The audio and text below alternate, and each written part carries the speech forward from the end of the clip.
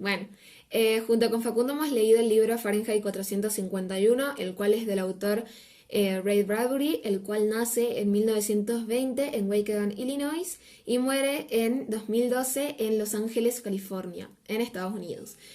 Algo interesante que queríamos contarles es que este autor, Ray Bradbury, escribiría algunos de sus escritos a partir de pesadillas que tuvo él en su infancia. Yo leí La Naranja Mecánica de Anthony Burgess. Anthony Burgess es un escritor que nace en el 1917 en Manchester, Inglaterra. Y este autor escribe esta grandiosa obra durante la Segunda Guerra Mundial, en el cual él sufre una situación de angustia y desesperación. Su mujer es violada y atacada, y todos esos golpes le generaron un aborto. Esta violencia de este hecho se ve claramente reflejada en La Naranja Mecánica, donde el autor describe todos los sucesos abominables que Alex, que es el protagonista, y sus amigos hacían libremente en la ciudad. Yo leí Ensayo sobre la ceguera de José Saramago, que es un autor portugués que nació en 1922 y murió en 2010, y además ganó el Premio Nobel de la Literatura en 1998. Libro 1984, escrito por el autor George Orwell.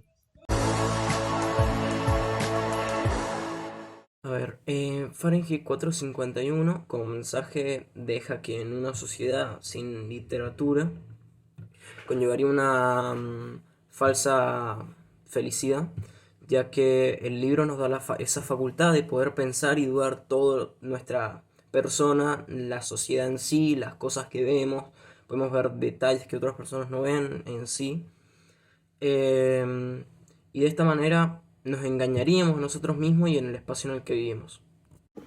El mensaje que deja esta obra es que las personas no cambian, ni siquiera por un método artificial que le incorporen en su mente. Siempre seguirá actuando y pensando de la misma manera, sea que haga el bien o que haga el mal. Durante la lectura sentí mucho desprecio por las maldades que hacían Alex, el protagonista, y su grupo de amigos. No tenían piedad ni un mínimo temor de las consecuencias que todos estos actos pudiesen generar.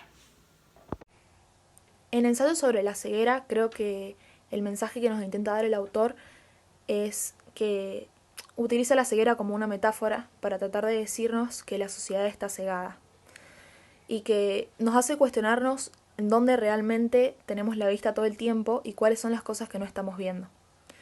La ceguera es como un símbolo de haber visto lo mismo mucho tiempo y conformarse. Si bien podemos tener ojos, pero lo que ve es la razón, y nuestra razón está ciega. Cuando los personajes dejan de ver, ocurre un caos, que es un caos como el que vivimos nosotros. Más allá de la pandemia se refiere a que no vemos un montón de injusticias, y también ocurre cuando los personajes se quedan ciegos, cierta despersonalización de cada uno, que eso nos hace cuestionarnos si somos quienes somos por nuestra esencia o por cómo nos ven los demás. Del libro es una crítica a los sistemas totalitaristas e incluso a la estructura social que, como el mismo George Orwell define, desde fines del periodo neolítico ha habido en el mundo tres clases de personas: los altos, los medianos y los bajos. Otro mensaje que nos deja está resumido en la siguiente frase: el que controla el pasado controla el futuro, y el que controla el presente controla el pasado, haciendo referencia a los periódicos y noticias alterados por los gobiernos accidental o intencionalmente. Bueno, en el caso de Fahrenheit 451, la gente se muestra, o la sociedad se muestra ignorante en el sentido sentimental y en el sentido culto, ya que en esta sociedad o en este libro no les dejaban leer ningún tipo de género.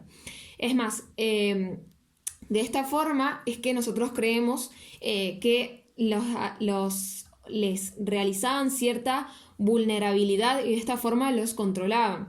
Hay un personaje en el libro que se llama Betty, el cual dice que los libros producen conocimiento y el conocimiento produce poder. Entonces, de esta forma es más difícil producir la vulnerabilidad de antes. Además, se dice que la lectura produce, obviamente, cierta capacidad de pensamiento y que esta forma de pensamiento produce infelicidad y depresión. Se dice que si se lee y una persona o la sociedad se vuelve culta y comienza a leer libros, nunca se va a alcanzar la felicidad y se va a vivir en un estado de infelicidad inminente. También en esa sociedad defienden demasiado esa ignorancia antes que el saber que da el libro o esa experiencia de poder pensar un poquito más.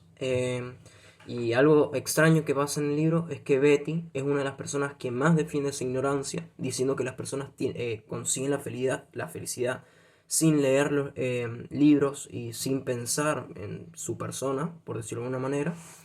Pero es una de las únicas personas que muestra el libro que es la que más ha leído en todo y la que más sabe sobre el mundo anterior al donde está en ese momento Rey Montaj. Entonces produce algo medio extraño. Voy a hablar del comportamiento de los enfermeros y médicos hacia el protagonista, Alex. Estos médicos y enfermeros los someten a un tratamiento para modificarle su forma de pensar y actuar.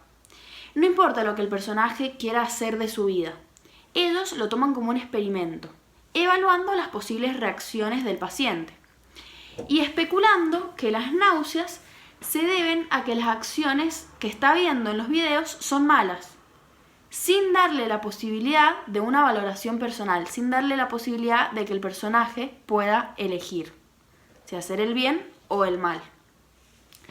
El libro refleja de alguna manera una privación de la libertad, como lo describe Anthony Burgess en esta expresión que saqué de la obra. Seguía pensando en el asunto y preguntándome si valdría la pena resistirse al día siguiente cuando me quieran atar a la silla armando una buena pelea con todos porque yo tenía mis derechos. Es similar a lo que estamos sufriendo ahora por el aislamiento social y obligatorio debido a la emergencia sanitaria por el virus mundial. Bueno, en Ensayo sobre la ceguera, el comportamiento de la sociedad en realidad más que nada se centra en el comportamiento de los personajes dentro del manicomio, que nos hace ver hasta dónde puede llegar nuestra humanidad en situaciones límites y qué somos capaces de hacer para sobrevivir. Incluso esto despierta un sentimiento de maldad y egoísmo en varios ciegos, debido, bueno, al hambre y al mismo instinto de supervivencia, una crueldad que es típica del sentimiento de frustración que tenían por estar ciegos, ¿no? Y este grupo de ciegos lo que hace es robar las cajas de comida que eran para todos y empezar a pedir dinero de los otros ciegos y pertenencias a cambio de la comida. Cuando se acaban las pertenencias, empiezan a pedir mujeres para abusar de ellas a cambio del plato de comida diario.